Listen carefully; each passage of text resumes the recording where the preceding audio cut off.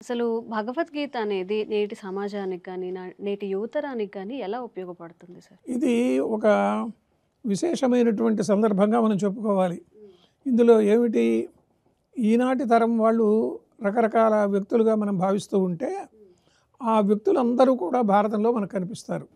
ఒక శకుని పాత్ర మనకు కనిపిస్తాడు.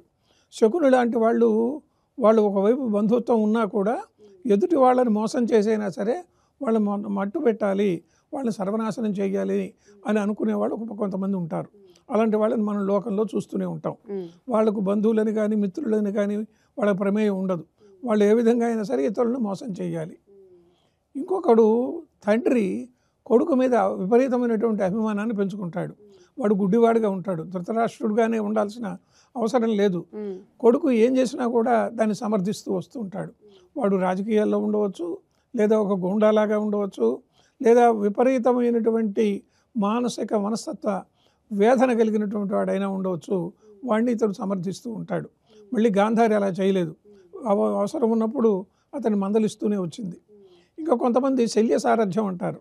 అంటే ఆయన కర్ణుడికి సారథ్యం చేస్తున్నా కూడా మళ్ళీ పాండవుల వైపే మాట్లాడుతూ ఉన్నాడు. ఏ విధంగా అయినా కర్ణుడిని ఓడించాలి అనే దాంట్లో ఉంటాడు. అట్లనే ఒకే పార్టీలో ఉన్నా కూడా వాళ్ళు శల్య సారథ్యం చేసేవాళ్ళుగా ఉంటారు.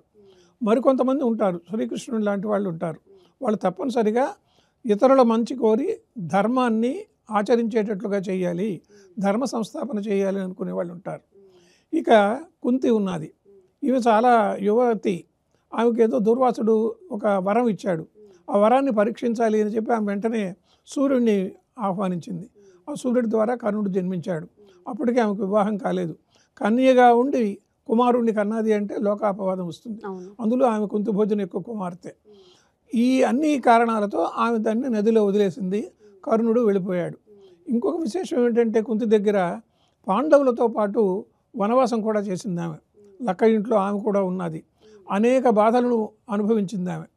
అయితే వాళ్ళు రాజ్యాన్ని సంపాదించుకున్న తర్వాత ధర్మరాజు వాళ్ళు వాళ్ళ దగ్గరికి వెళ్ళలేదు. ఇది మనం గమనించవలసిన విషయం. ఎంతకాలం అయితే తాను గాంధారి ధృతరాష్ట్రులతో పాటు ఉన్నదో అంతకాలము ఆమె కూడా మళ్ళీ తిరిగి ఆశ్రమవాస పర్వంలో ఆశ్రమ వానప్రస్థంగా అరణ్యాలకు వెళ్ళిపోతుంది. అక్కడే ఈ ముగ్గురు కూడా సజీవ అగ్నికి సమాధి అయిపోతారు. ఇలాంటి పాత్రలను మనం చూసినప్పుడు ఒక గాంధారి, ఒక కుంతి, వీటన్నిటికీ మించి భీష్ముడు తన జీవితం మొత్తం కూడా కుటుంబం కోసరంగా తరతరాలుగా కౌరవ వంశం పాండవ వంశం సుభిక్షంగా ఉండాలి అని చెప్పి అనుకున్నవాడు ఆయన.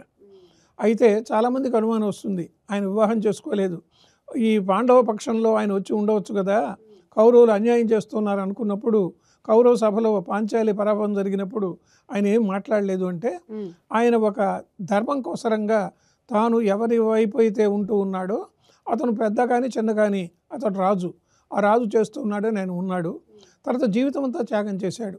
తన తండ్రి కోసరంగా తాను వివాహం చేసుకోకుండా ఉన్నాడు. కాబట్టి ఈ పాత్రలన్నీ కూడా మనం ఒకసారి తైపారు వేసి చూస్తే ఈనాటి సమాజంలో కూడా అవి తప్పనిసరిగా మనం గుర్తించుకొని జాగ్రత్త పడవలసినవి.